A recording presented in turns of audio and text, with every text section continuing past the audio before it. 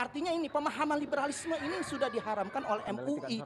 Ini pemahaman berbahaya karena kenapa? Merasa pemahaman artinya orang-orang liberal ini ingin mengedepankan ayat-ayat konstitusi ketimbang ayat-ayat suci. Maka bagaimanapun mereka yang mengedepankan ayat-ayat suci akan menjadi yaitu sebuah pemihakan yang membabi buta. Kelihatan bahwa dia sangat frustasi dengan situasi yang ada karena ruang geraknya memang semakin sempit.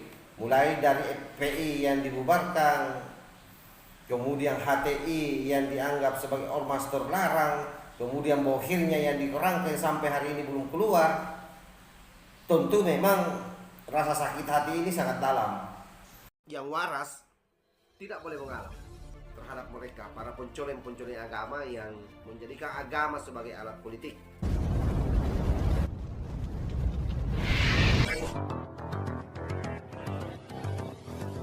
Artinya ini pemahaman liberalisme ini sudah diharamkan oleh MUI. Ini pemahaman berbahaya karena kenapa? Merasa pemahaman artinya orang-orang liberal ini ingin mengedepankan ayat-ayat konstitusi ketimbang ayat-ayat suci. Maka bagaimanapun mereka yang mengedepankan ayat-ayat suci akan menjadi yaitu musuh daripada orang penegakan ayat-ayat konstitusi. Dan ayat-ayat konstitusi ini dibawa produknya oleh kepentingan oligarki. Maka orang yang menghantam daripada khalifah yang diangkat dengan isu ekstremis, isu radikalis, isu dengan segala terorisme ini adalah memang untuk umat Islam ini dilemahkan. Padahal kita dilindungi oleh Pancasila pasal 29, pasal 29 Undang-Undang Dasar ayat 1, ayat 2 itu jelas. Bismillahirrahmanirrahim. Assalamualaikum warahmatullahi wabarakatuh. Salam sejahtera buat kita semua. Om Swastiastu, Namo Buddhaya, salam kebajikan. Sahabat-sahabat tol langit 9 yang saya hormati dimanapun juga berada. Sepertinya novel Mbak Mukmin ini setiap ada radikalis yang ditangkap, obatnya langsung habis dan muncak-muncak.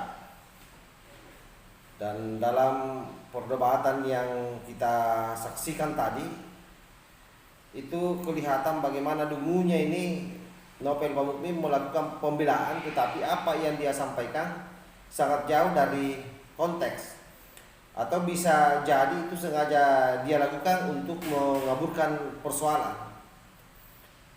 Nah, bagi kita sesungguhnya novel Mbak Mukmin ini adalah bagian dari Islam radikal, karena acap kali setiap ada yang ditangkap, baik itu teroris ataupun orang-orang yang diasumsikan atau disimpulkan sebagai orang yang radikal, itu mereka semua dengan kelompoknya, terutama novel Mbak Mukmin ini membela habis-habisan.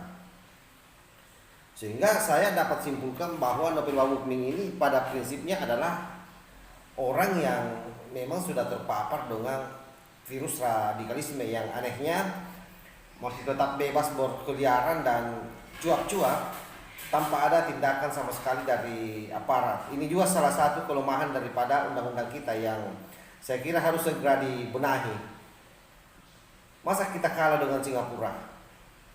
Singapura deteksi awal pada ideologi itu sudah bisa orang ditangkap. Apa yang dipertontonkan novel Mbak Mukmin dalam perdebatannya dengan Habib Hussein ini nyata bahwa dia masuk dalam kategori orang yang radikal. Jadi memang problem yang dihadapi bangsa ini adalah karena itu tadi. Pertama, supremasi hukum yang belum betul-betul tegas terhadap mereka yang akan mengancam ideologi kita. Karena itu saya kira novel Mbak Mukmin ini penting diberi pelajaran terkait soal moderasi beragama. Kenapa? Karena ini sudah ekstrim kanan ini.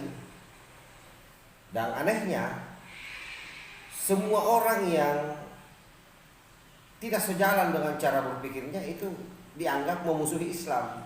Nah, ini kan salah satu ciri khas daripada ekstrim kanan. Nah, orang ekstrim kanan itu ada 3 hal biasanya. Yang pertama, karena secara ekonomi lemah, tapi sekelas Nobel Pamukming ini tidak mungkin masuk dalam kategori itu.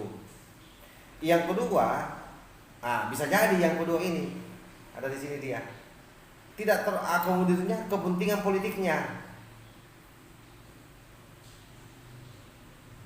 Itu yang dia bisa menyebabkan orang kalap dalam berpikir dan radikal di dalam berpikir maupun bertindak.